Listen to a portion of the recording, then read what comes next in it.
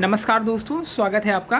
तो सुनवाई जब लंच के बाद लगभग 2:30 से शुरू हुआ, उसके बाद जो केस चला 69,000 शिक्षक भर्ती की 6800 लिस्ट पर, वो सरकार की तरफ से ही माथुर सर ने स्टार्ट किया। तो हुआ क्या था कि जज साहब एक केस की सुनवाई कर रहे थे। फाइनली आज सुनवाई था, 12,000 से संबंधित वो केस था, जिसमें जज साहब ने जब देखा वकील को तो उन्होंने पूछा कि आज बहाना तो नहीं करेंगे एजी सर का। तो वकील साहब ने कहा नहीं, आज हमारी तरफ से माथुर सर आए हैं।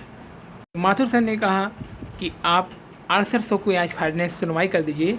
तो जज साहब ने क्या कहा? जज साहब ने स्पष्ट कहा है, आप हमारा पिछला आर्डर उठाकर देख लीजिए।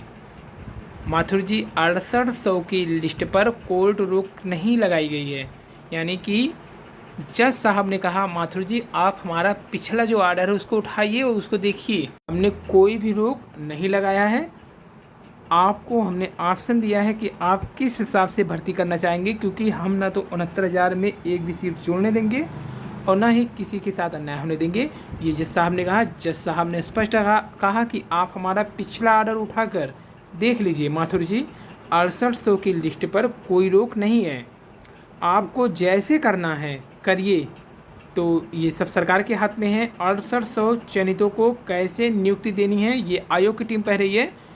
और जज साहब ने कहा ये आपके ऊपर है, आप कैसे 6800 लिस्ट को समाहित करते हैं, क्योंकि कोर्ट ने स्पष्ट कहा है 69,000 शिक्षक भर्ती में एक भी सीट एक्स्ट्रा नहीं जोड़ सकते।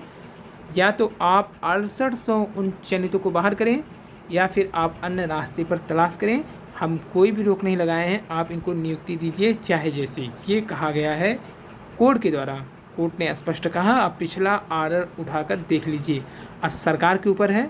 आज सरकार की ओर से माथुर सर ने सरकार के ओर से ज़बरदस्त रूप से बहस किया, लेकिन अब अधिकारियों के साथ क्या निर्णय लेती है सरकार और शिक्षा मंत्री, क्योंकि 6800 की नियुक्ति तो तय एकदम 100% कोर्ट ने भी कहा है कि आपको 6800 को नियुक्ति देना ही है, लेकिन ये आपके ऊपर है। फिलहाल अब ये 24 तारीख के केस में ही स्पष्ट होगा। इससे पहले आयोग की टीम और रंजीत यादव से कई लोग एक बार मंत्री जी से भी मिलने जाएंगे, क्योंकि उनसे ये बात स्पष्ट कहा जाएगा कि सरकार की ओर से माथुर सर ने जब कहा कि 6800 की नियुक्ति का रास्ता साफ करें, तो जज साहब ने कहा ये आपके ऊपर है, आपको कैसे नियुक्ति करनी है।